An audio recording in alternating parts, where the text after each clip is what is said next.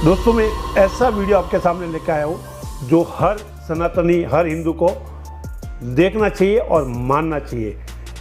इस वीडियो के बिना हमारा सनातन धर्म अधूरा सा लगेगा। अगर सनातन को बचाना, हिंदू धर्म को बचाना है तो ये वीडियो आपके लिए बहुत ही उपयोगी है।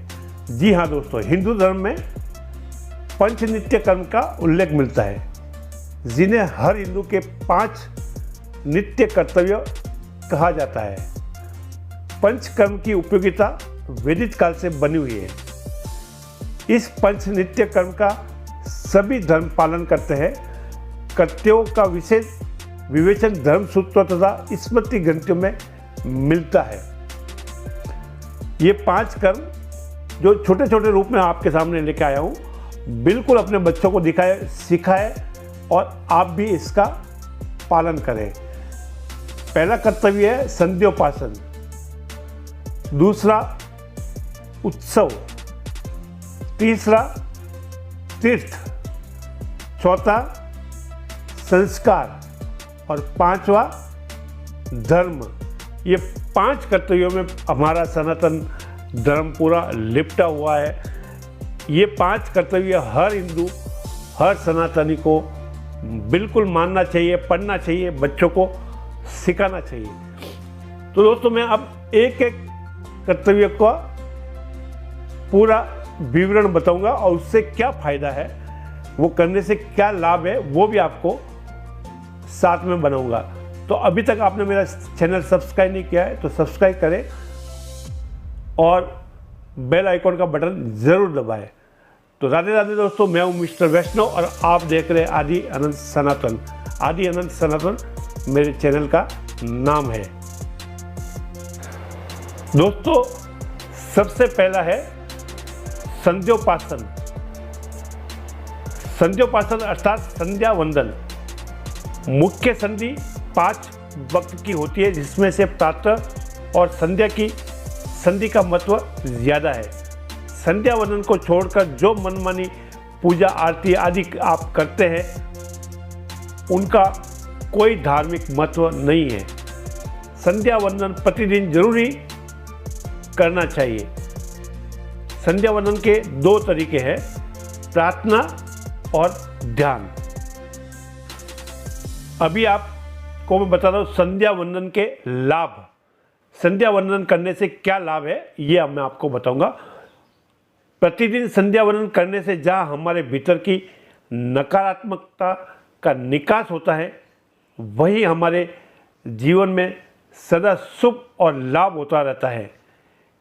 इससे जीवन में किसी भी प्रकार का दुख और दर्द नहीं रहता है।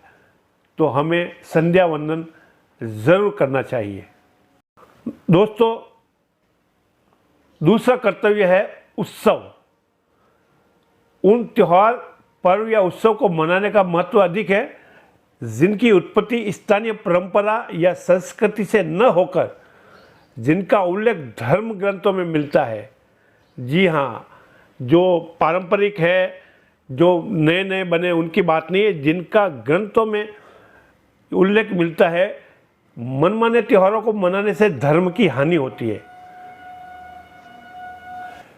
संक्रांतियों को मनाने का महत्व ही ज़्यादा है। एकादशी का उपवास करना, साथ ही त्योहारों के दौरान मंदिर जाना भी उत्सव के अंतर्गत आता है। जी हाँ, एकादशी का उपवास भी उत्सव के अंतर्गत ही आता है। तो हमें हर एकादशी का उपवास करने की कोशिश जरूर करनी चाहिए। दोस्तों उत्सव से क्या लाभ है? उत्सव से संस्कार, एकता और उत्साह का विकास होता है। पारिवारिक और सामाजिक एकता के लिए उत्सव ज़रूरी है। पवित्र दिन और उत्सव में बच्चों के शामिल होने से उनमें संस्कार का निर्माण होता है, वही उनके जीवन में उत्साह बढ़ता है। जीवन के महत्वपूर्ण अवसरों, एकादशी व्रतों की पूर्ति तथा सूर्य संक्रांतियों के दौरान उत्सव मनाना चाहिए। दोस्तों तीर्थ, तीसरा है तीर्थ। तीर्थ और त्योहारों का बहुत पुण्य है। कौन सा एकमात्र तीर्थाटन का समय क्या है जो मनमाने तीर्थ और तीर्थ पर जाने के समय हैं, उनकी यात्रा का सनातन धर्म से कोई संबंध नहीं है। अयोध्या, काशी, मथुरा, चार धाम और कैलाश में कैलाश की महिमा ही अधिक है। तो कौन से तीर्थ करने चाहिए आपको, ये भी मैंने आपको बता दिए। तीर्थ करने से क्या लाभ है? तीर्थ से ही वैराग्य और सौभाग्य की प्राप्ति होती है। तीर्थ से विचार और अनुभवों को विस्तार मिलता है। तीर्थ यात्रा से जीवन को समझने में लाभ मिलता है। बच्चों को पवित्र स्थलों एवं मंदिरों की तीर्थ यात्रा का महत्व ज़रूर बताना चाहिए। ऐसा नहीं कि मैं वृद्धावस्था में जाऊंगा, बूढ़ा होने के बाद तीर्थ करूंगा। तीर्थ हमेशा बच्चों को भी कराए और जवानी में करें। जवानी में आप तीर्थ करने के लायक भी होते हैं, बुढ़ापे में नहीं। तो इस बात का भी आप ध्यान रखें। दोस्तों, चौथा है संस्कार। संस्कारों के प्रमुख प्रकार 16 बताए गए, जिनका पालन करना हर हिंदू का कर्तव्य है। इन संस्कारों के नाम हैं गर्भाधान, पुंसवन, सीमंतोन्नयन, जातकर्म, नामकरण, निष्क्रमण, अन्नप्राशन, मुंडन, कर्णवेदन, विद्यारंभ, उपनयन, वेदारंभ, केशांत, संपवर्तन, विवाह और अंत्येष्टि। प्रत्येक हिंदू को उक्त संस्कार को अच्छे से नियम पूर्वक करना चाहिए। ये हमारे सभ्य और हिंदू होने की निशानी है। 16 संस्कार है हमारे में। संस्कार के लाभ। संस्कार हमें सभ्य बनाते हैं। संस्कारों से ही हमारी पहचान है।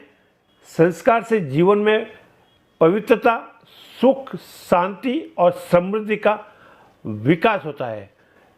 संस्कार विरुद्ध कर्म करना जंगली मानव की निशानी है। दोस्तों, पांचवा और अंतिम कर्म है धर्म। धर्म का अर्थ यह कि हम ऐसा कार्य करें जिससे हमारे मन और मस्तिष्क को शांति मिले और हम मोक्ष का द्वार खोल पाए। ऐसा कार्य जिससे परिवार, समाज, राष्ट्र और स्वयं को लाभ मिले। धर्म को 5 तरीके से साधा जा सकता है। पहला व्रत, दूसरा सेवा, तीसरा दान, चौथा यज्ञ और 5वां धर्म प्रचार।